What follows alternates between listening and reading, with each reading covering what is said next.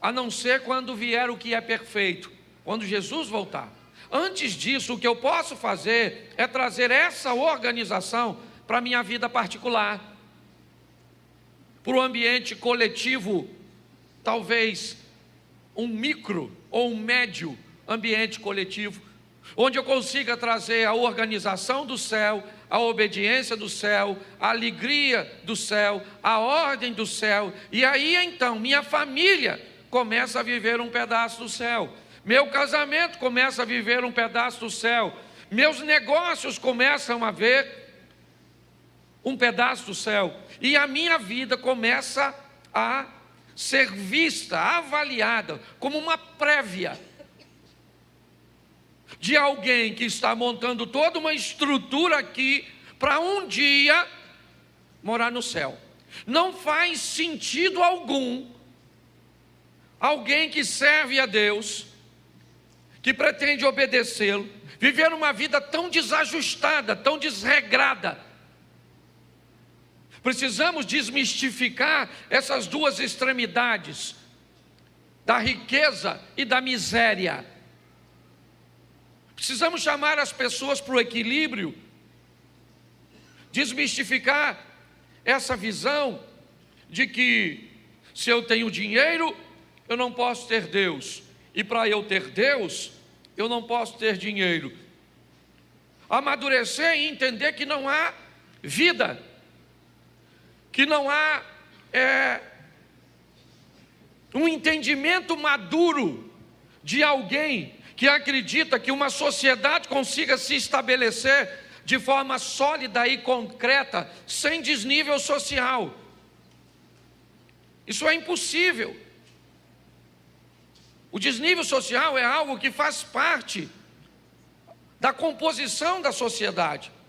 Vamos imaginar que estivéssemos num ambiente onde estamos dizendo que todo mundo que recebe Jesus vai ficar milionário. Eu pergunto a você, seu pneu fura, cadê o borracheiro? Está onde? Está em Dubai. A menina que faz o lanche no McDonald's está nadando com tubarões em Cancún. Então o que nós precisamos entender é que Deus preparou uma vida onde cada um de nós temos a nossa métrica, e isso é importantíssimo entender. Quando nós olharmos para os 2 capítulos primeiros da Bíblia, ali nós vamos aprender em Deus, como aquele que antes de ter o filho estabelece o sistema, o ambiente, a organização. Eu tenho falado disso o tempo inteiro para vocês, e hoje eu quero falar de generosidade, um dos ingredientes extraordinários da Bíblia. Por quê? Porque a Bíblia não tem problema nenhum com o enriquecimento individual, com o crescimento individual, mas seu foco sempre foi o coletivo. As pessoas que se tornaram grandes são aquelas que conseguiram mudar a vida do maior número de pessoas. Você acha que o nome de Jesus é posto na Bíblia como o maior nome, o nome mais poderoso, sem igual? Você acha que é à toa que a história é contada antes dele e depois dele? Não. O ser humano tem um problema. Que ser humano? Todos. Todos pecaram e destituídos estão da glória de Deus. Quantos pecaram? Todos. Você vai fazer seus cursos aí, hoje, no ambiente do coach, vão dizer que você precisa conhecer a dor das pessoas para criar um serviço, ou para criar um produto para que você enriqueça. Descubra a dor das pessoas. Alguém descobriu a dor de não conseguir um táxi na Califórnia e se juntou com outras e criaram o Uber.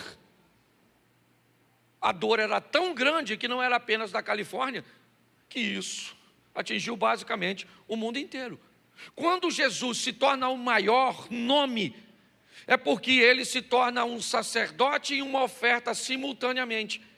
E o que ele veio fazer? Resolver um problema de todos.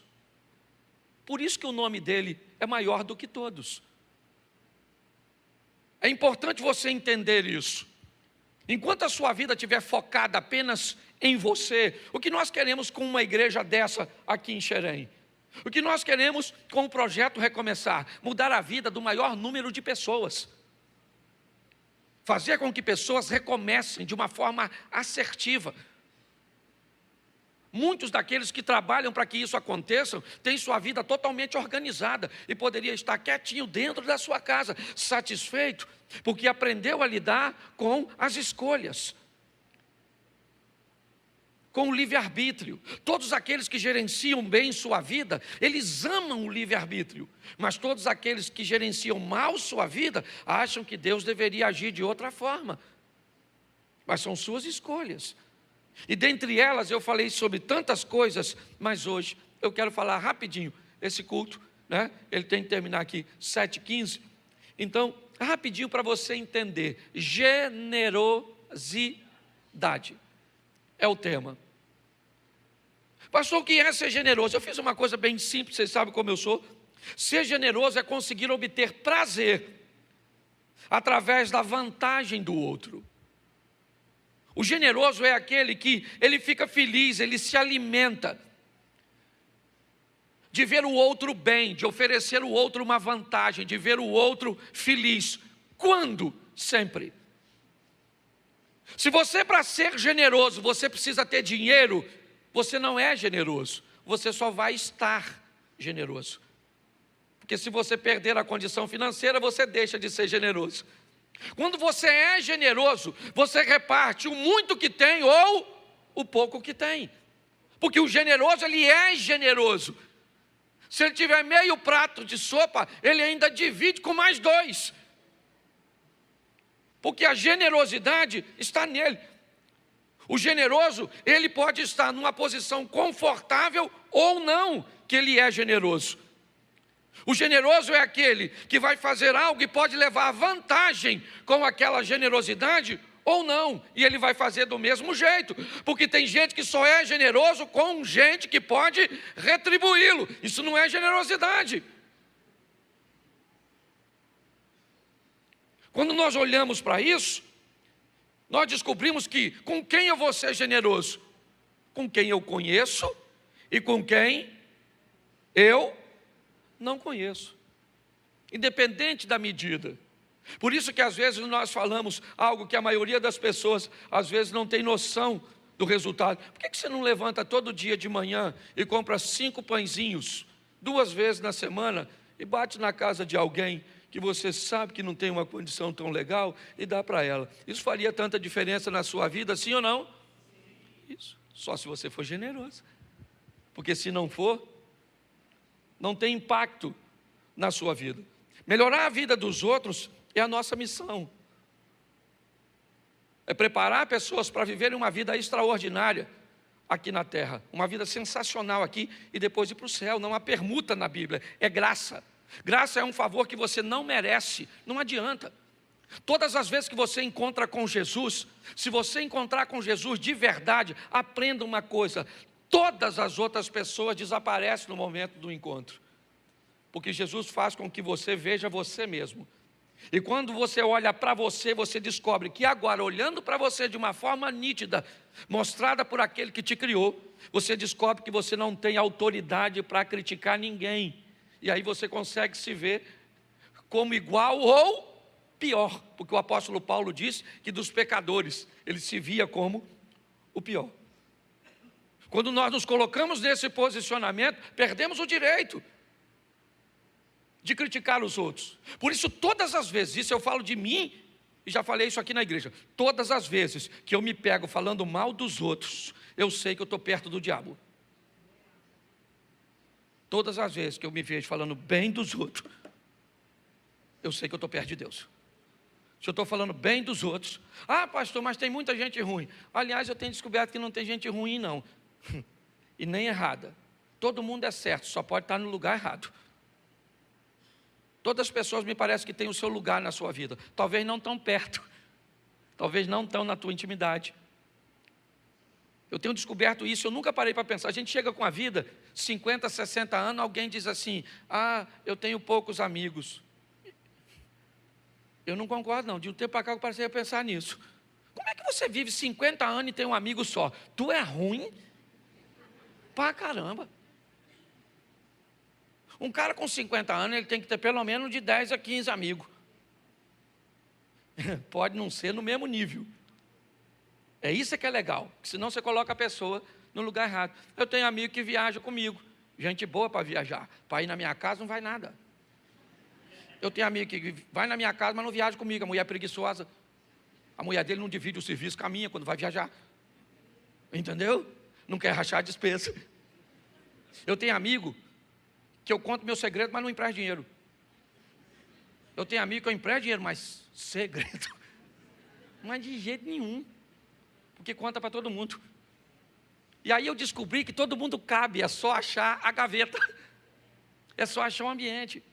Por isso que nós estamos tão doentes, porque ninguém quer se relacionar mais com gente. Bicho agora. Eu tenho repetido isso o tempo inteiro. Bicho, tem gente criando bicho e pior. Botamos o nome de gente em bicho. A moça falou comigo, o Antônio. Eu falei, Antônio? Quem é o Antônio? Ela falou, meu cão. Eu falei, seu cachorro chama Antônio? Falei, gente. Ela falou, pastor, o senhor não está entendendo. Meu cachorro só falta... Meu cachorro parece... Aí eu falei para ela, falei, Rocha, desculpa com todo respeito. Seu cachorro não parece gente. E provavelmente ele sabe que não é gente. Quem esqueceu que é gente é você. Porque quando você bota um cachorro para dormir contigo, às vezes o cachorro nem quer, ele só fica porque costumou. Ele nem gosta do seu cheiro, ele não gosta. Certo? Ou seja, não é o bicho que está parecendo com gente, é a gente que está parecendo com bicho. E Jesus está para voltar.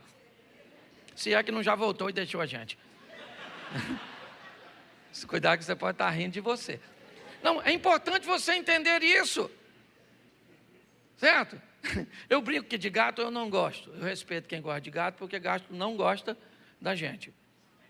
Não gosta, não. Fala sério. O carinho que o gato faz no pé da mesa, ele faz na sua canela. Você abre a porta para um cachorro sair, ele sai na hora. Você abre para um gato, abre a porta para um gato e vê a postura do gato. Ele olha para tu e pensa, olha o que eu quiser, eu saio. Não pedi para você abrir. Você conhece um gato que morreu num assalto? Não, porque o gato não reage. O cachorro já morreu, o gato está lá, levanta a mão e diz, se deixar o saco, está agradecido. Não, na verdade, só me deixa, não é nada meu aqui. Há um tempo atrás eu fui tomar um café com uma moça, vou falar um dia não, que é perto que o pessoal conhece. Lugar pequeno tem disso. E ela então, ela chamou o nome que eu achava ser uma menina. Entrou um frango pela porta da cozinha. Eu estava com uma xícarazinha de café, Lu, e aí entrou um franguinho da pescoço pelado. Nunca na minha vida eu já vi chamar o frango.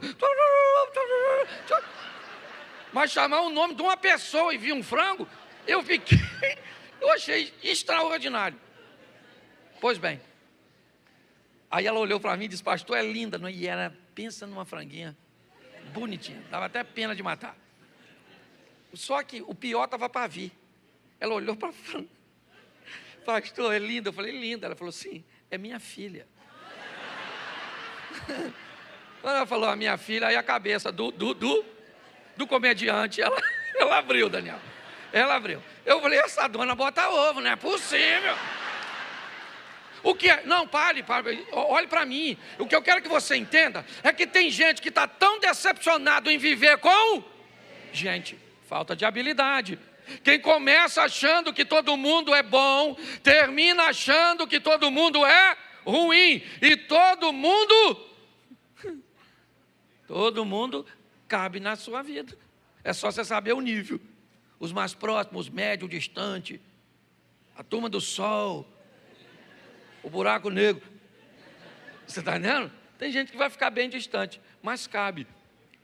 E é por isso que muitas pessoas azedam seu coração e não conseguem mais ser generosas. Preste atenção nos textos que eu vou mostrar para você agora. Coloque para mim, segundo livro do profeta Samuel, capítulo 9, verso 3. Olha a posição que esse camarada toma, que eu acho que vale a pena. E disse o rei Davi: não há ainda algum da casa de Saul para que eu use com ele de benevolência de Deus? Então disse Ziba ao rei: ainda há um filho de Jonatas, aleijado de ambos os pés. Preste atenção, porque não é à toa que Davi é grande, ele só não é perfeito. Você nunca vai ver a Bíblia escondendo o defeito de ninguém. Abraão é o pai da fé, mas fica com medo de matá-lo e mente, certo? Para o rei do Egito, para resguardar sua vida. Você vai olhar para Noé, encheu a cara e ficou pelado. A Bíblia não podia deixar isso para lá. Você pega o Salomão, foi um camarada que, para ter paz no seu reino, casou com a filha de seus inimigos e trouxe a idolatria. Deus nunca teve preocupação de esconder a deficiência do ser humano, mas sempre de ressaltar, certo, a sua perfeição. Quando Davi erra e mata Urias e se casa com a mulher dele, Deus diz: Davi, ninguém vai falar mal de mim por sua causa. Se você não tem apreço pelo seu nome, eu tenho pelo meu. Então ninguém vai falar que eu sou conivente com você. Seu filho vai morrer, aquilo que você fez em oculto vão fazer em praça pública. A espada jamais vai se apartar da sua casa. Então Deus, Ele sempre mostrou os grandes, como Davi, porque esse camarada, ele é grande, ele é rei. Porém ainda há da linhagem do rei Saul alguém vivo. Isso compromete seriamente a posição de Davi. Porque se Saul era rei e ele morreu, seu filho ou neto tem direito ao trono. Davi, então, reinando numa posição célebre, ele é um camarada extraordinário. Ele pergunta: não há ninguém da casa de Saul para que eu use com eles de benevolência? Que história é essa, cara?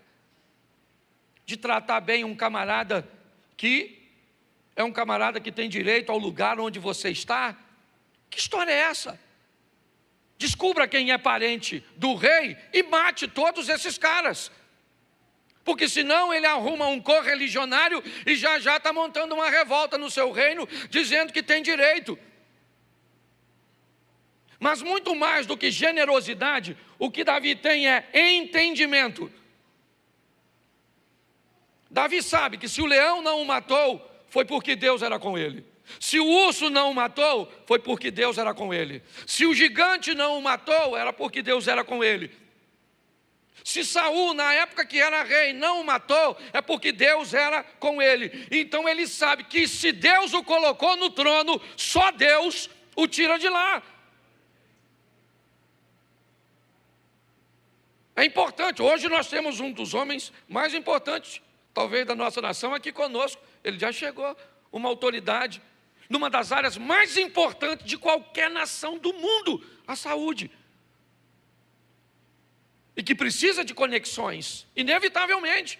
Mas as maiores conexões que temos, elas são no céu, estão nos céus. Ainda que precisamos de muitas na terra.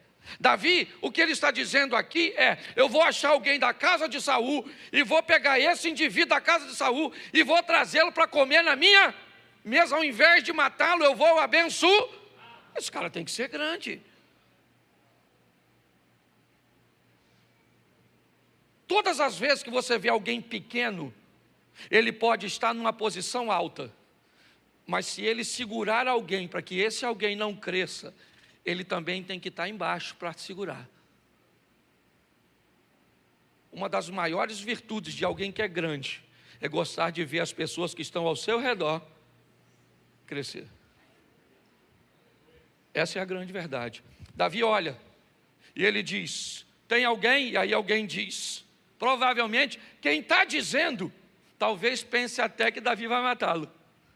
Mas quando ele diz, olha, ainda tem um rapaz, que durante a fuga, na morte de Saul e de Jonatas, para não morrer, a mulher que cuidava dele, sai correndo com o garoto, e ela tropeça, o menino cai no chão, e ele então sofre um acidente e fica paralisado. O nome dele é Mefibosete, ele é neto de Saul, filho de Jonatas. Mas presta atenção o que Davi diz, ainda há, não, volta lá, não há, é uma pergunta, não há ainda algum da casa de Saul, para que eu use com ele de benevolência de quem? De Davi? Não, de Deus. Davi é alguém que está numa posição extraordinária, mas ainda consegue dar uma olhada para quem não está. É muito importante nós entendermos isso.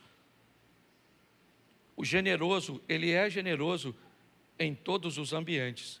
Se você, para ser fiel, você precisa ficar rico primeiro, isso não é fidelidade. Se para você fazer o bem para alguém, você precisa que esse alguém te faça o bem primeiro, isso só significa que você só consegue viver por reciprocidade, dando àquele que te dá. Eu nunca vi uma das frases mais ignorantes que eu já vi na minha vida, né? É a frase de alguns carros: a minha educação depende, nunca minha educação pode depender da sua, nunca minha fidelidade pode depender da sua. Não, que história é essa? Todas as vezes que alguém faz o mal a você, e você se torna uma pessoa má, esse alguém não é seu inimigo, ele é seu discipulador. Essa é a grande verdade, nós precisamos sobreviver a tudo isso. O avô desse garoto aqui, tentou matar Davi 2 vezes, perseguiu Davi. Foi uma situação extremamente difícil. Davi assume o trono, se estabelece, conquista, se fortalece, enriquece, monta a sua estrutura e diz: há ainda alguém da casa de Saul para que eu possa ser generoso para com ele? E se você ler essa história um pouquinho mais à frente, vai ver que Mefibosete pôde provar da generosidade de um homem grande, forte, poderoso e valente, mas sensível, que ouvia a voz de Deus. Que essa seja a nossa vida. Posso ouvir um amém? Amém. Vamos lá? Neemias capítulo 1, verso 4. Neemias 1, 4. E sucedeu que, ouvindo eu essas palavras, assentei-me, chorei e lamentei por alguns dias. Estive jejuando e orando perante o Deus dos céus. Verso 5. E disse: ah, Senhor, Deus do céu, Deus grande e terrível, que guarda o conserto e a benignidade para com aqueles que te amam e guardam os teus mandamentos. Estejam, pois, atentos os teus ouvidos e os teus olhos abertos para ouvir a oração de teu servo, que hoje faço perante ti, de dia e de noite, pelos filhos de Israel. Preste atenção. Neemias, o copeiro de Artaxerxes, o rei da Pérsia, segundo maior império que já governou a terra, perdendo apenas para o babilônico de Nabucodonosor. Foi esse império que o destituiu. Quando nós olhamos para esse ambiente, nós descobrimos algo extraordinário. Quem é Neemias? Ele é o copeiro, um conselheiro, alguém muito próximo do rei. E nesse ambiente, ele tem todas as vantagens possíveis. Mas quando chega alguém vindo de Jerusalém, ele pergunta: como é que estão as coisas lá? Ele disse: olha, lá as coisas não estão boas, Neemias. As portas estão quebradas, os muros estão derrubados, tacaram fogo, nosso povo está numa situação lastimável. Aí ele disse: aí eu sentei, chorei, jejuei, fui falar com Deus e montei uma estratégia para fazer uma viagem dali até lá e mudar a história daquele povo. Generosidade coletiva. Quando nós olhamos anteriormente, vemos Davi estabelecendo a generosidade individual, porque às vezes o que dá para você é ajudar um vizinho, é ajudar um mendigo, é ajudar um necessitado, é ajudar um casal que está se separando, é ajudar alguém com pouco recurso que você tem. Quero usar o exemplo de Davi, mesmo sendo rico. Aquela ajuda pequena, mas que faz a diferença na vida de uma pessoa. Mas talvez você possa fazer a diferença para um grupo de pessoas, para um asilo, porque você sabe contar histórias, para uma casa de recuperação. Você pode doar um pouco do seu tempo. Quando nós olhamos para esse exemplo, o que nós estamos vendo é um camarada que está numa situação extremamente agradável. Mas naquele ambiente, ele é generoso. E o generoso, ele não consegue ser feliz se alguém estiver sofrendo. É isso. E é isso que ele faz. Esse camarada, ele faz uma viagem, reconstrói os muros, enfrenta os obstáculos para mudar a vida dos outros. Me perdoe o que eu vou falar, mas muitos de nós, se não prestarmos atenção, cruzamos aquelas portas olhando só para o nosso umbigo. É o meu casamento, é a minha dívida, é a minha saúde, é o meu problema, é a minha casa, é o que eu estou querendo, é o que eu estou querendo, e o outro é que se dane, é cada um por si e Deus por todos. Até os mosqueteiros estão melhor que a gente. Mudar a vida dos outros é a essência. Eu tenho que pular agora para usar o texto, porque eu ainda não comecei a pregar, eu começaria agora. Lucas 10, 25, eu vou ler e depois vocês pegam aí em casa. Eu ainda quero orar pelo ministro, tá certo? Quero agradecer, anunciei que o senhor vinha. Obrigado, Daniel, Wilton, Luciana. Que Deus abençoe, certo? É um prazer recebê-lo aqui. Na verdade, eu falei antes do senhor chegar, que a vinda do senhor aqui é um cumprimento de uma palavra profética que nós temos para a nossa igreja, que viriam para Xerém, pessoas que nunca viriam aqui, autoridades, e hoje nós temos o senhor aqui. Na verdade é simplesmente um cumprimento daquilo que Deus já faria. Então não vou nem agradecer o senhor por estar aqui, porque eu sei que foi Deus que mandou, certo? Tá bom? E eu sei que o senhor ouve a voz de Deus. Vamos lá, Lucas 10, 25, deixa eu ler bastante, vou falar pouquinho.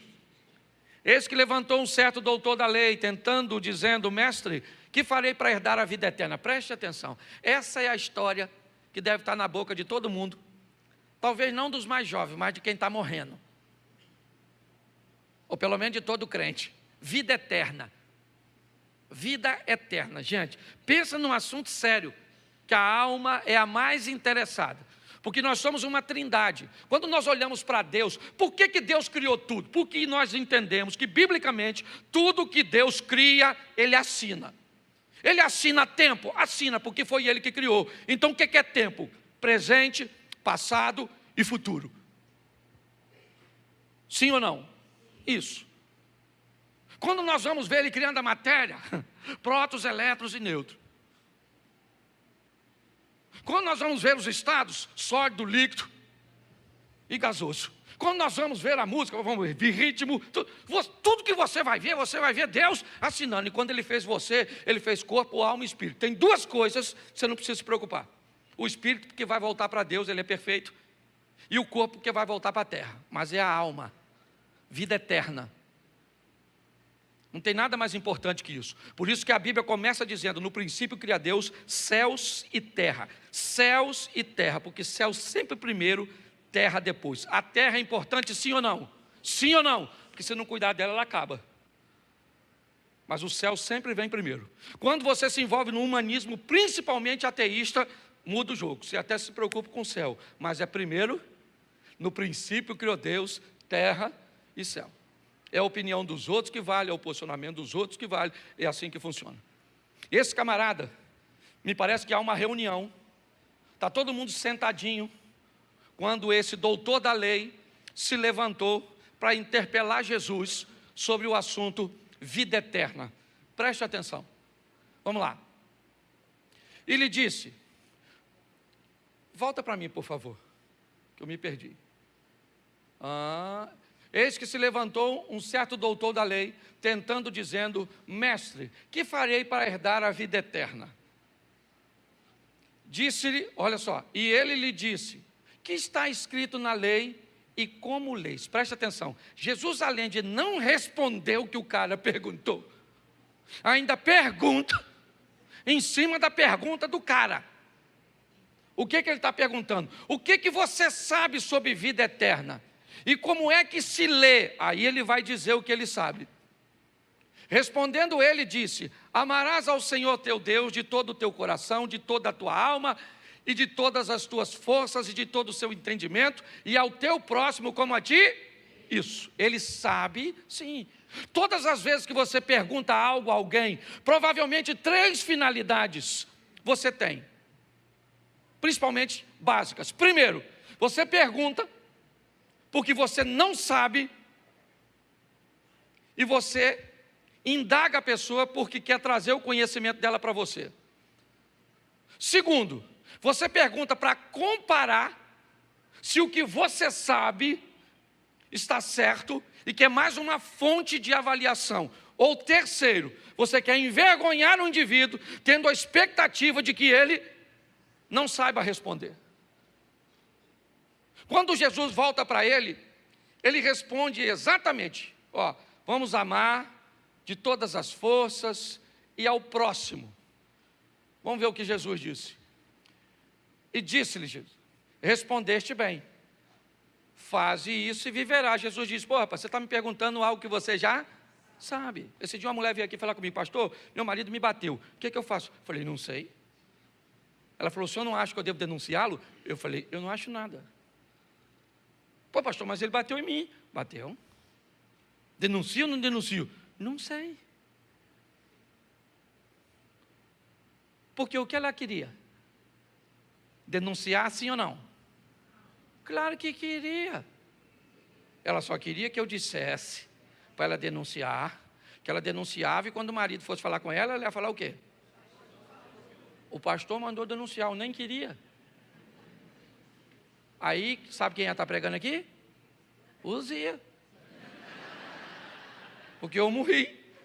Aqui, O que isso aqui demonstra? Que a maioria de nós já sabe o que precisa ser. Jesus disse para ele: cara, você acabou de me dizer, de me responder exatamente o que você me perguntou. Então Jesus diz: já que você sabe, vai e põe em... Porque uma coisa é saber.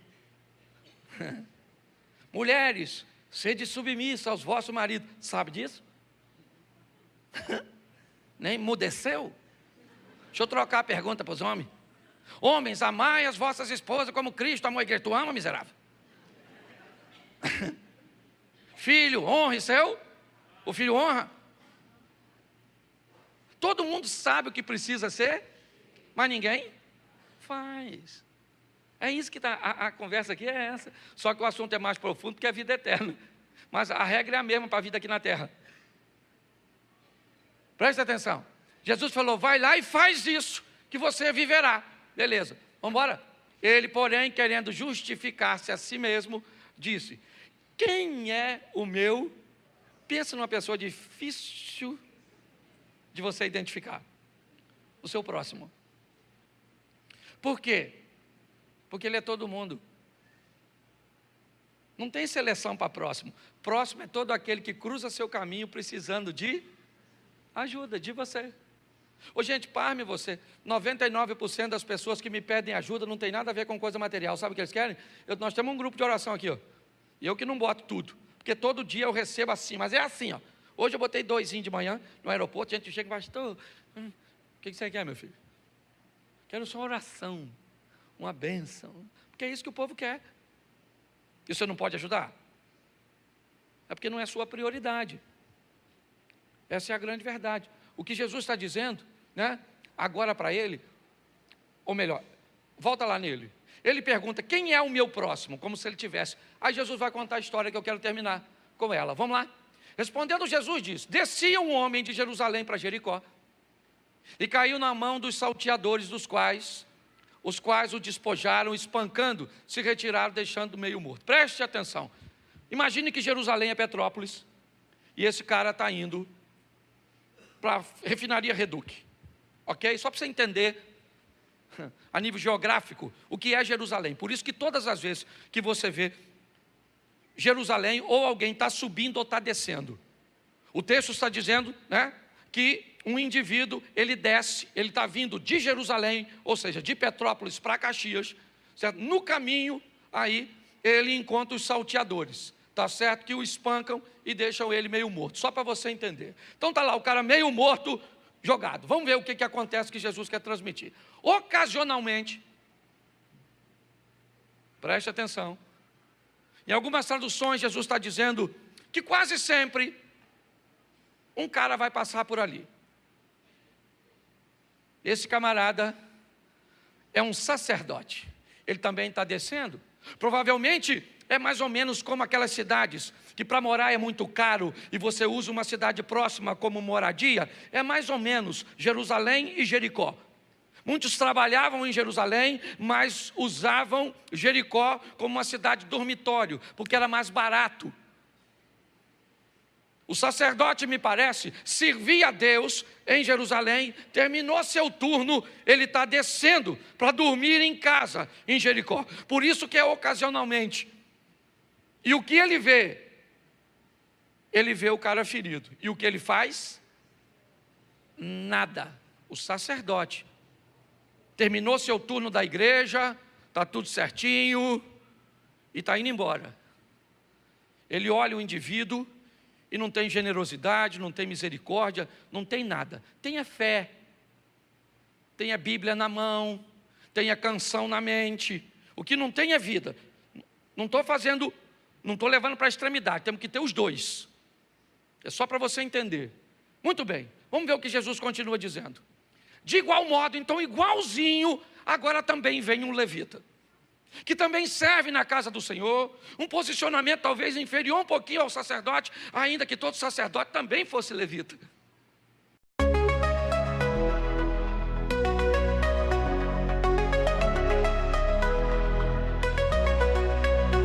In the haze of neon dreams, I wander through the night, lost in a sea of stars where your whispers take flight. Electrified emotions, they dance around my heart, in this digital garden where we never have to part. Shadows blend with colors as the beat sets me free. Every note a memory, every rhythm you and me. Echoes of you in synth waves, feel you near in the pulsing haze. It's such a world where we collide. You love the rhythm in my mind. With the glow of city lights, our shadows intertwine in this kaleidoscope of love where the past and future align. With every step I take, I feel your presence strong, and this digital symphony where our hearts belong. Shadows blend with colors as the beat sets me free. Every note a memory, every rhythm you and me. Echoes of you in synth waves, feel you near in the pulsing haze. It's such a world where we collide. You love the rhythm in my mind. And in silence between the beats, I find your voice. In the flicker of the lights, I see your choice. Together in this dream we'll never fade. In the echoes of our love we'll always stay. Echoes of you